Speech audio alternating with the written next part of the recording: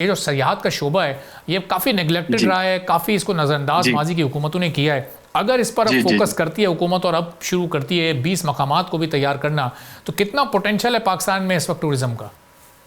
Sir thank you so مچ. آپ نے بڑی اچھی آج ریونیو کے حوالے سے، جی ڈی پی کے حوالے سے کافی چیزیں آپ نے گلگت بلتستان اور پاکستان کی جو امپورٹنسی ہے، جیسے کہ ایڈونچر ٹورزم میں گلگت بلتستان کی اپنی ایک شناخت ہے، پوری دنیا میں جانا جاتا ہے. لوگ ایڈونچر ٹورزم کے لیے کافی، یہ علاقہ کافی فیوریٹ بھی ہے، اور اس علاقے کی خوبصورتی سے اور اس علاقے کو مزید بہتری کی طرف لے جانے کے لیے ہمارے پاس ایک ایکو فرینڈلی ٹورزم کو انٹروڈیوس کرنے کی ضرورت ہے. گلگت بلتستان میں اور پاکستان کی سب سے بڑی جو ڈیسٹینیشن ٹورزم کے لیے اس وقت گلگت بلتستان ہی ہے، جو کہ ہماری معیشت میں بھی بہتری آ رہی ہے، جو کہ گلگت بلتستان کی سب سے واحد انڈسٹری ہے جس سے عام آدمی سے لے کر خاص آدمی تک بینیفیشریز ہیں، جو کہ پورے پاکستان بینیفیشریز ہے. یہاں پہ بڑے انویسٹرز نے انویسٹمنٹ کی ہے، لیکن ابھی جو ہمیں تھوڑا سا اس پہ ریئلسٹک اور فیوچرسٹک پلان کی ضرورت ہے.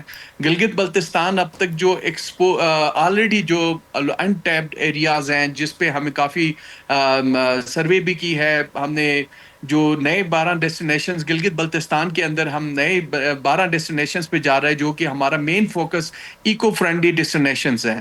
گلگت بلتستان اب تک جو ہے 50% ایکسپلور ہے، باقی ریسٹ جو 50% ہے اس کو بھی ہم چاہتے ہیں کہ انٹیپڈ ایریاز کو کیسے لوگوں کے لیے فیزیبل بنایا جائے، کیسے خوبصورتی کے ساتھ اس خوبصورت علاقے کی پوٹینشل سے علاقے کے لوگوں کو نوازا جائے، اس علاقے کے ساتھ ساتھ پاکستان کی اکنامی کی بہتری کی طرف لے کے جائیں.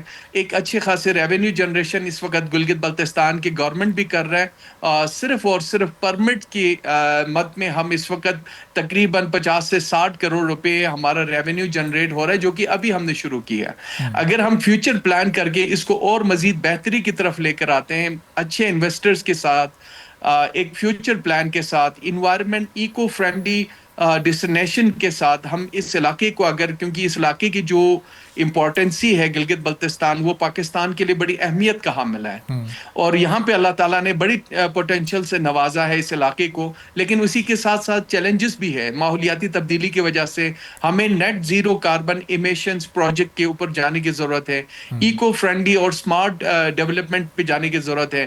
ہم الحمدللہ اس وقت پوری دنیا میں ایک فیوریٹ ڈیسٹینیشن تو آلریڈی پاکستان کے لیے بھی ہے، اور پوری دنیا کے لیے ایک ایڈونچر ٹورزم میں گلگت بلتستان ایک آئیڈینٹی بن چکا ہے. کشمیر ہو یا گلگت بلتستان ہو یا ہمارے ترچمیر جو کہ خیبر پختونخوا کی ہیں، ہمالیہ، کراکرم، ہندوکش، یہ اللہ نے بہت سارے جس طرح کے پوٹینشل سے گلگت بلتستان کو نوازا ہے. صرف اس سے استفادہ حاصل کرنے کی ضرورت ہے، لوگوں کو اویئر کرنے کی ضرورت ہے، ایجوکیٹ کرنے کی ضرورت ہے، کس طرح سے ہم مزید بینیفٹس لیں. اللہ تعالیٰ نے ہمارے پاکستان کو 3 ٹورزم پرپس کے لیے بہت ہی آئیڈیل بنایا. ایک ایگریکلچر ٹورزم ہے، دوسرا ایڈونچر ٹورزم ہے، تیسرا ہمارے پاس ریلیجنک ٹورزم ہے، اور چوتھے جو ہے نا ہمارے پاس کلچر ٹورزم ہے. اللہ نے بڑے نوازا اس علاقے کو اور پاکستان کو بھی الحمدللہ. ہم اگر انہی پوٹینشل کو استعمال کرتے ہوئے رائٹ وے میں پازیٹیو پلاننگ کے ساتھ، ایک میگا پلاننگ کے ساتھ اگر کریں، تو پاکستان کی معیشت سب سے بہتر معیشت جس میں تبدیلی لا سکتا ہے، وہ